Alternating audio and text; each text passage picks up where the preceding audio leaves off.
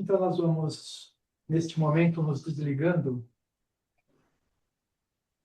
de tudo aquilo que nos aconteceu durante o dia. Nós vamos focando o nosso pensamento no estudo que iremos realizar, mas estando de espírito aberto para recebermos as inspirações dos nossos mentores espirituais. Nós vamos nos ligando a eles e a todos aqueles espíritos que acompanham conosco esse estudo, fortalecendo o nosso autoconhecimento, nos mostrando caminhos a seguir.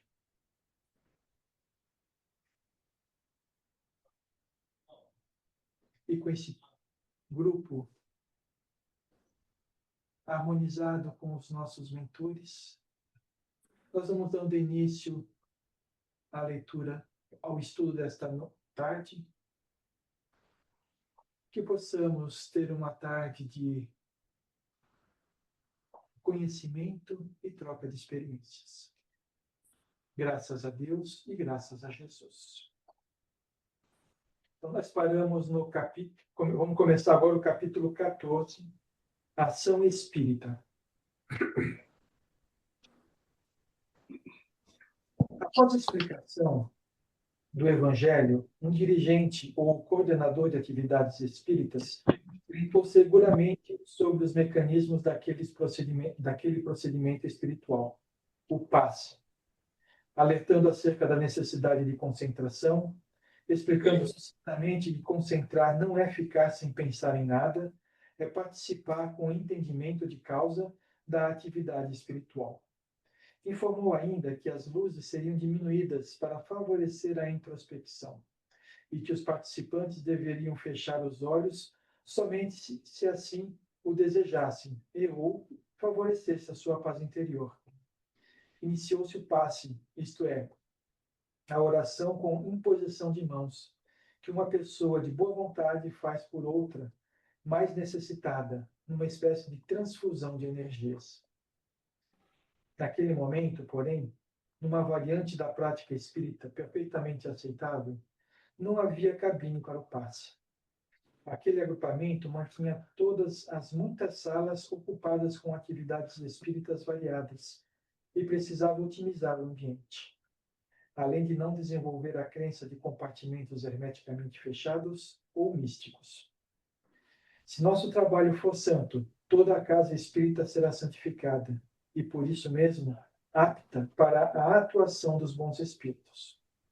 As entidades aproveitavam aquele mesmo clima espiritual produzido pelos benfeitores do infinito e pelas mentes dos assistidos, estimuladas pelas palavras do expositor sobre o Evangelho de Jesus, e acompanhavam os passistas que se aproximavam em silêncio quase absoluto, estendendo mãos silentes que veiculavam fluidos poderosos, oriundos dos próprios encarnados e potencializado pelo magnetismo dos espíritos superiores. Ele descreveu aqui como é que é feito o passe naquela casa. Pelo que eu entendi, é um passe do tipo que a gente chama na aliança de passe coletivo, né? E ele fala aí que poderia fechar os olhos. Quando a gente estava aplicando os passes, a gente pedia para que a pessoa não fechasse os olhos, né? Para não se envolver. Isso, a gente fazia isso. A gente fazia isso, sim. Mas não existe obrigatoriedade de fechar ou de abrir os olhos. A gente pedia para as pessoas ficarem de olhos abertos porque a gente tinha muito envolvimento e algumas manifestações de assistidos, né? Ficava tonto, alguma coisa assim. Os colaboradores da prece evitavam o passe mediúnico para não impressionar ou criar dependência nos assistidos. Não é essencial que um espírito se manifeste por meio de um médium, para ministrar fluidos benéficos, embora não seja impedido. Os espíritos amigos ligados àquela casa em tudo primavam pela elegância das atitudes, fraternidade e absoluta discrição. Os companheiros encarnados, estudiosos e dedicados, entenderam a lógica do cristianismo e produziam espontaneamente essa prática da espiritualidade amiga, que prefere o trabalho no silêncio e, na maioria das vezes, no anonimato. Terminada a tarefa, os passistas retiraram-se para discreto local, para as preces e vibrações pelos necessitados. Aquele centro, por preferência variante, abolira a prática do uso dos papéis para a oração.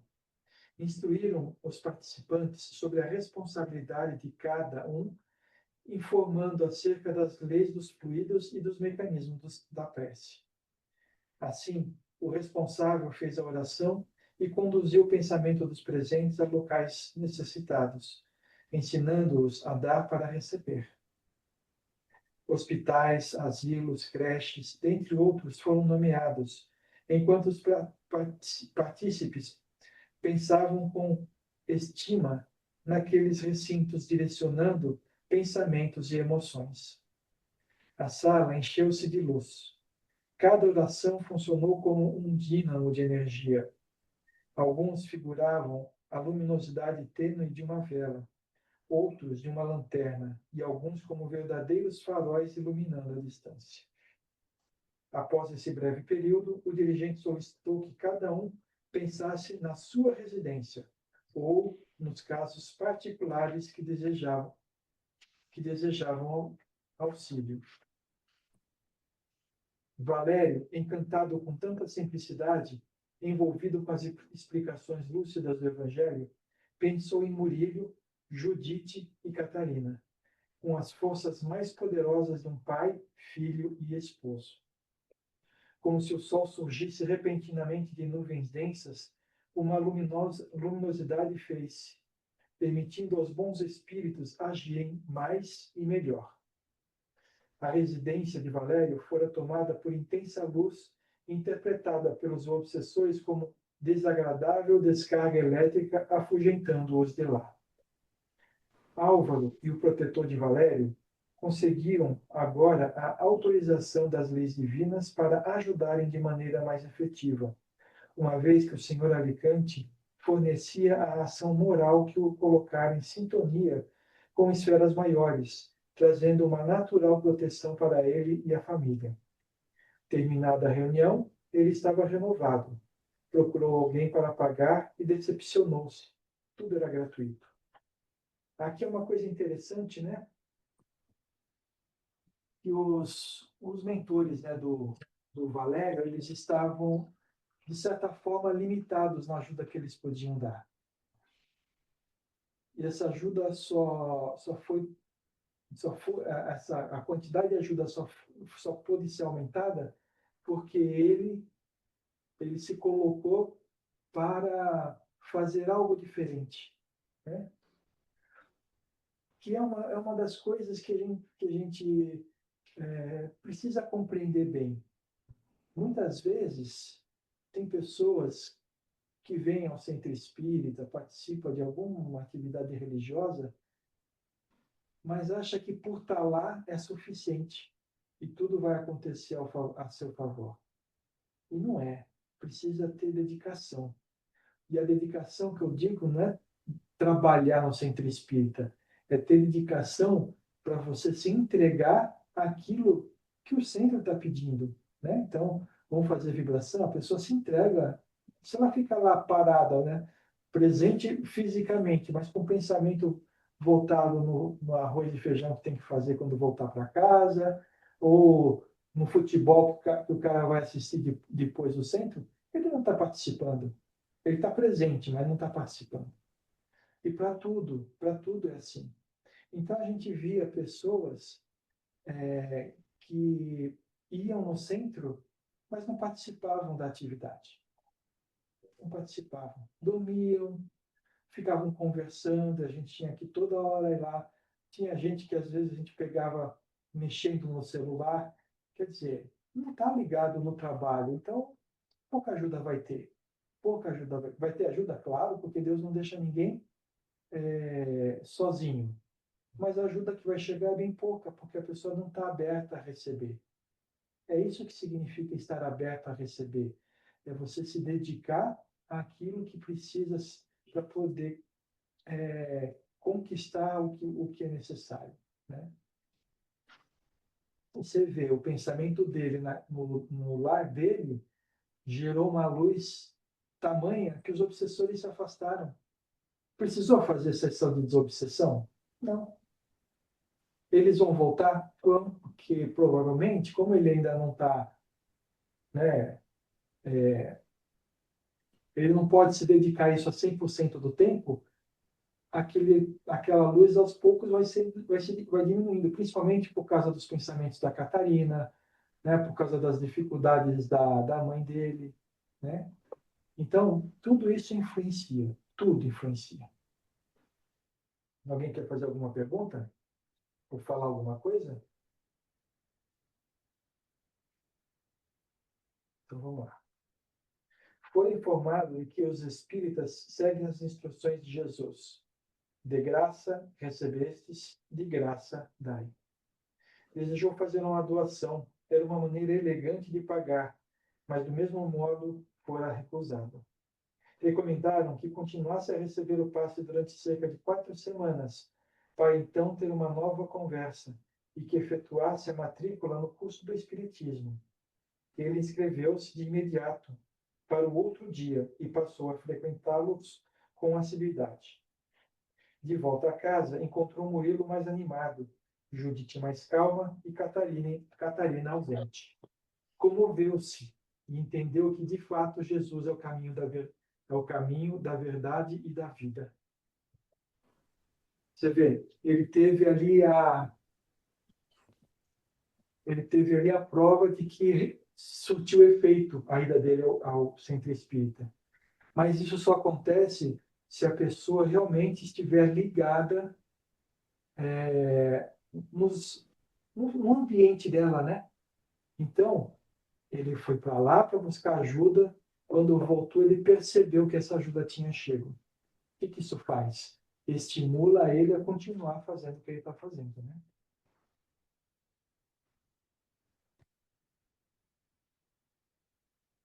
Na sala do grupo mediúnico de Casimira, para o qual os amigos espirituais encaminhavam os casos para a desobsessão, o clima era dos mais nobres. Após a primeira parte de estudos, os medianeiros preparavam-se para o intercâmbio com a espiritualidade. Casimira tomou o cuidado de incluir a família Alicante nos registros graves de obsessão. O dirigente fez triagem rigorosa dos casos para efetivo auxílio e acompanhamento. Quando o relógio anunciou 21 horas, iniciou-se a sessão, com prece seguida de leitura dos nomes selecionados para o trabalho. Nossa médium usou um critério ético para sua atuação como intérprete. Sabia da problemática da família, preocupou-se com a sugestão, mas fora tranquilizada pelos seus orientadores espirituais, percebidos fluidicamente, que afirmaram a necessidade do labor. Iniciados os trabalhos, espiritualmente a porta abriu-se e uma turbamulta de adversário apresentou-se como desordeiros do além. Prontamente, poderosa força envolveu-os, imantando-os aos médiuns absolutamente disciplinados. É de se admirar os companheiros cuja mediunidade produz com equilíbrio. Os médiuns presentes, embora socorrendo espíritos terríveis e desequilibrados, usavam da educação mediúnica para conter os excessos dos adversários. Quer dizer, esse tipo de, de postura do médium é essencial para que o trabalho seja feito com uma, uma força que ele poderia ter, né? Uma vez que se o médium não acerta a sua postura, acaba perdendo a essência do trabalho, né? Quer Controlava um dizer, pouco. Oi? eu. Quer dizer que aqui, iniciados os trabalhos espiritualmente, a porta abriu-se e uma multa de adversários apresentou-se como desordeiros da lei. Isso. Aí, nessa hora que então o médium, assim, o médium então sentiu, né? Isso. E aí foi que fez o que você falou, ele apaziguou, né? E direcionou. É isso. Na realidade, abriram as portas espirituais, ou significa Espirituais, sim, sim, deixar os lógico. espíritos entrar. Eles entraram para fazer anarquia. Só que logo os benfeitores espirituais controlaram eles e fizeram a ligação deles com os médiuns. Entendeu? Mas eles podem, mas eles fazem isso sempre, assim?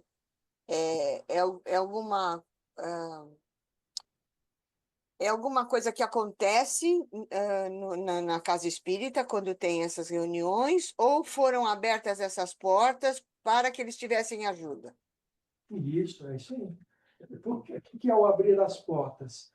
Até aquele momento, eles estavam se preparando para o trabalho. Estavam estabelecendo a conexão com os mentores espirituais do trabalho. Então, não podia ter tumulto, né? Ah, tá. Aí, quando eles terminaram isso, estavam prontos para o trabalho, permitiu-se a entrada dos espíritos que iam ser cuidados naquela noite. Só que eles entram fazendo Tumulto. bagunça, não é, não é no mundo material, é no mundo E no espiritual. espiritual, sim, entendo. E Entendi. aí eles exerceram o controle. A gente já viu aqui isso acontecendo, os sete flechas controlando o espírito, né? Porque o espírito queria se manifestar de uma forma intensa e estava querendo judiar do médium. E o espírito ficou assim: vocês estão me amarrando, por que vocês estão fazendo isso? Eu não consigo me mexer. E é uma forma deles controlarem, tá? Tá, entendido. É, legal, vamos lá. Controlavam o corpo com vigilância, os médiums, né? E firme vontade, evitando frêmitos de arrepios, cerravam os dentes controlando os bocejos barulhentos, não alteravam a voz, não crispavam as mãos, não se lançavam sobre a mesa, não grunhiam, não doestavam sob nenhuma hipótese, não se agitavam bruscamente batendo sobre a mesa, controlavam as emoções evitando o choro exagerado e muito menos gritavam. Isso daí eram os médiums já manifestando um espírito. E eles controlavam as Controlando, reações, controlando as turbulências. agiam como devem agir os médiuns espíritas, com equilíbrio e controle das manifestações. Então,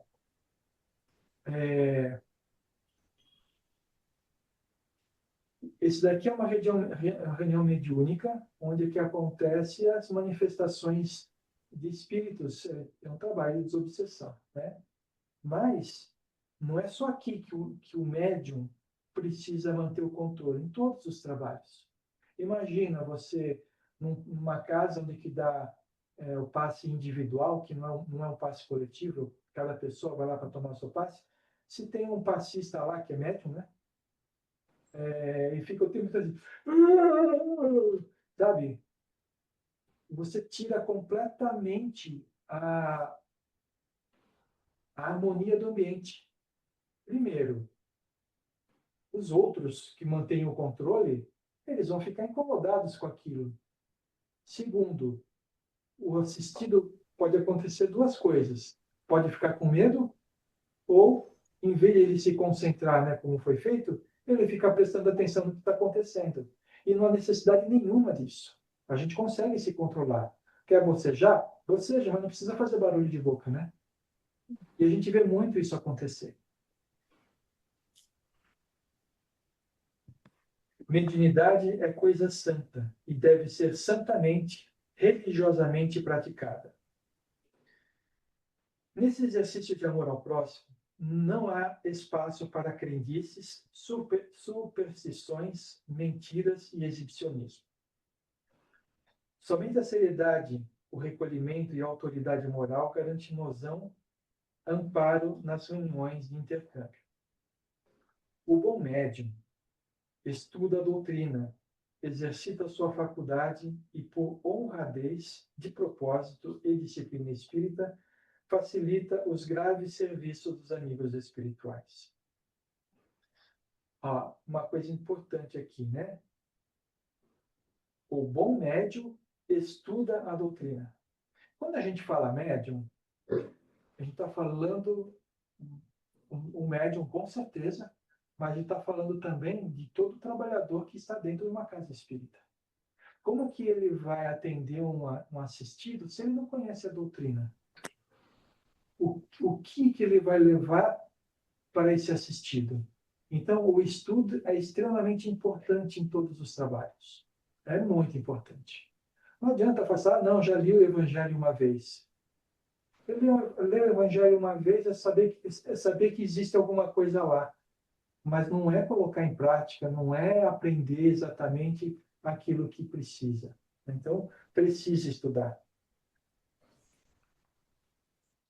Médium que se contamina com o choro do espírito, reproduzindo-o superlativamente, dá mais valor às lágrimas que ao seu dever de acalmar a entidade com suas emoções e pensamentos pacificados, a fim de que ela receba, sob o concurso do equilíbrio emocional do medianeiro, o necessário esclarecimento. Quando o médium está dando passagem e o espírito quer se manifestar de uma maneira espalhafatosa ou choro incontido, que o médium se controla, no final das contas, ele está ensinando o espírito que aquela atitude não é boa. Não precisa falar. O controle demonstra isso. Entendeu?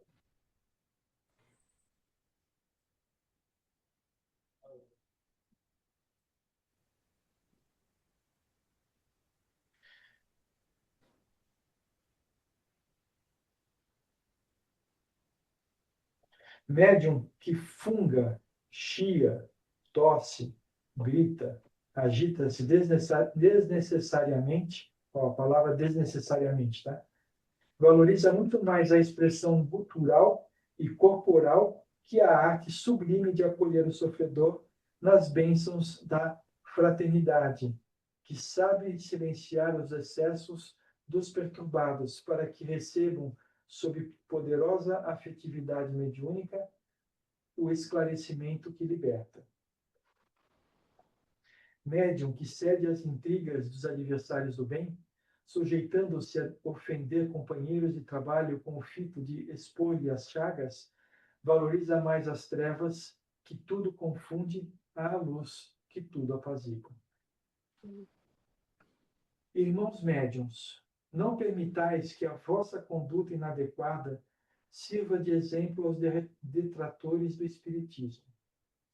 Afastai-vos das ilusões, estudai Kardec, evitai pavonearem-se usando os espíritos como meio de atração dos desocupados. Que vossa atuação seja plena do Santo Espírito, que em tudo solicita ordem para o progresso da humanidade.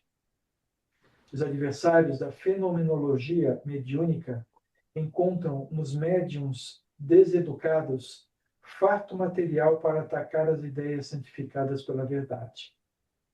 Trabalhai, irmãos, de modo a aperfeiçoardes a vossa prática mediúnica, recordando que a mediunidade é faculdade de socorro e não um show de desequilíbrios. Só lembrando, né? Quando iniciou o Espiritismo, existia essas manifestações mediúnicas que era um show, vamos dizer assim. Por quê? Era necessário para chamar a atenção das pessoas sobre um mundo que, até o momento, era desconhecido pela maioria.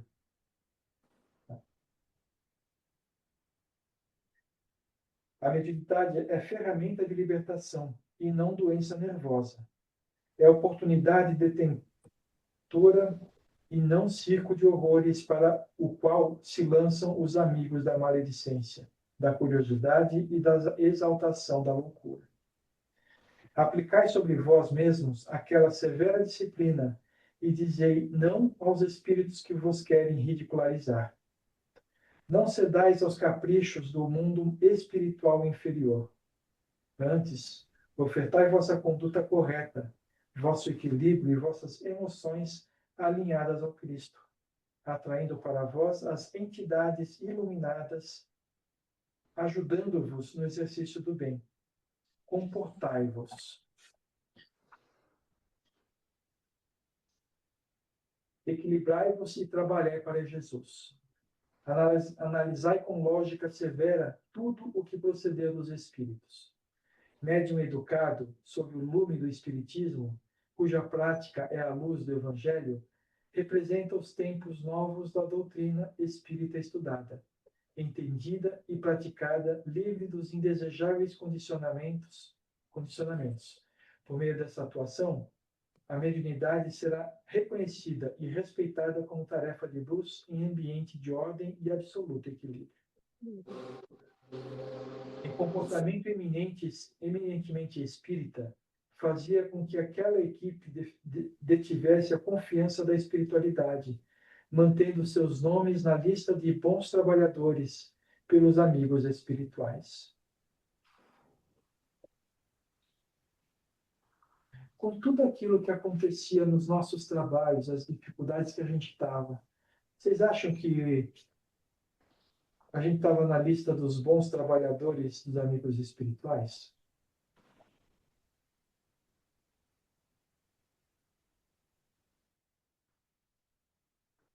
Para se pensar. Eu respondi. Hã? Eu não sei responder. Se tivesse, a gente não era invadido tantas vezes. Tinham suspendido outros trabalhos, né? Notava-se como alguns espíritos sentiam-se amarrados, mediante a ligação com a mediunidade e o controle moral dos intérpretes. O atendimento múltiplo em reunião de companheiros experientes e espiritualmente fortalecidos permitiu o amparo a vários comparsas de Lourenço. Diálogos dos mais belos foram travados, libertando alguns e sensibilizando outros. Os dialogadores, sob a bênção... Olha a palavra que eles usam. Não é doutrinadores. Dialogadores. Existe uma diferença muito grande, né? Doutrinador é aquele que impõe a doutrina. Doutrinar. Dialogar vai conversar, Dialogar, conversar e fazer o espírito entender como ele tem que se comportar e o que ele tem que fazer. É isso aí. Os dialogadores sobre as bênçãos do Consolador eram estudiosos da codificação, empenhados na análise do Evangelho de Jesus, e não se preocupavam em doutrinar os desencarnados. A tarefa era de acolhimento. Eles não se preocupavam em doutrinar os desencarnados, porque não era o objetivo deles. A tarefa era de acolhimento, ouvidoria, empatia e instrução fraternal, sem a imposição e o proselitismo. O que é proselitismo? Converter pessoas com insistência a uma religião. Uma conversa esclarecedora entre duas pessoas em planos diferentes, sob o concurso de um intérprete. Os colaboradores dessa área, trazendo o entendimento do labor, não tocavam nos médiuns, evitavam perfumes fortes que pudessem atrapalhar a concentração dos medianeiros. Falavam com respeitosa distância ao ouvido do médium e dosavam a voz, preocupando-se até mesmo com a saúde bucal. Periodicamente capacitavam-se, trocando experiências, apresentando o cerne de cada caso, buscando junto aos companheiros mais experientes os argumentos apropriados para socorrer os comunicantes. Conheciam em profundidade o processo mediúnico e, por essa razão, estavam habilitados no processo de condução de espíritos e médiuns. Vamos parar por aqui?